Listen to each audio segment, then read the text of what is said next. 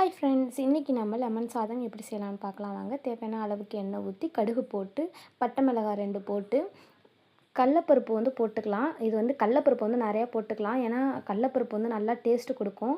அப்புறம் முந்திரி கொஞ்சம் போட்டு, வேர்க்கடலை கொஞ்சம் போட்டு, வெள்ளை உளுந்து கொஞ்சம் போட்டு நல்லா கிளறிக்கலாம். கோல்டன் ப்ரௌன் வர அளவுக்கு நல்லா கிளறின பிறகு நான் ஒரு 2 எலுமிச்சை பழத்தை நல்லா புழிஞ்சு மஞ்சத்தூள் போட்டு தனியாக எடுத்து வச்சுருந்தேன். அது கூட போட்டு நல்லா கிளறி விட்டுக்கலாம். நல்லா கிளறி விட்ட பிறகு தேவையான அளவுக்கு உப்பு போட்டுங்க. கருவேப்பிலை போட்டால் இன்னும் டேஸ்ட்டாக இருக்கும். என்கிட்ட இப்போ கருவேப்பிலை இல்லை, அதனால் நான் போடலை.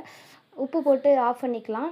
அதுக்கடுத்து கொஞ்சமாக நம்மளுக்கு தேவையான அளவுக்கு ரைஸ் போட்டு, அது மேலே இஞ்சி வச்சுருக்க அந்த லெமன் சாதம் கொஞ்சமாக அதில் போட்டு, இன்னும் கொஞ்சம் நம்மளுக்கு தேவையான அளவுக்கு ரைஸ் போட்டுக்கலாம். நாங்கள் 4 பேர் சாப்பிட்ற மாதிரி செஞ்சுருந்தோம். இதை நல்லா கிளறி விட்டுக்கலாம்.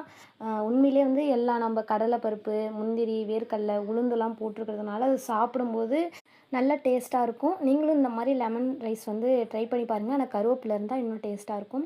அப்புறமேட்டு கொஞ்சமாக மீல் மேக்கர் செஞ்சுருந்தோம். அதையும் அதோட வச்சு நம்ம செஞ்சு வச்ச லெமன் சாதத்தையும் வச்சு லஞ்ச் பேக் பண்ணி கொடுத்து அனுப்பிட்டோம். தேங்க்யூ ஃபார் வாட்சிங்.